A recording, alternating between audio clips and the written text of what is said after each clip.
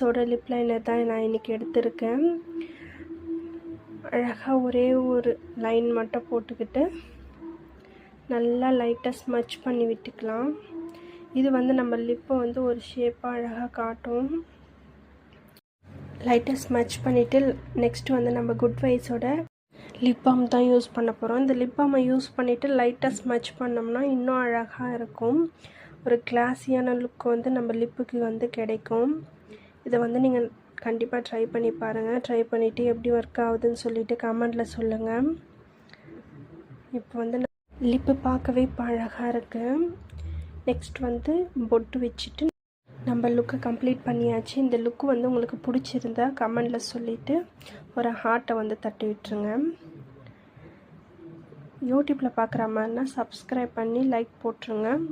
இன்ஸ்டாவில் பார்க்குற மாதிரினா ஒரு ஃபாலோ பண்ணிக்கங்க. ஓகே, பாய்.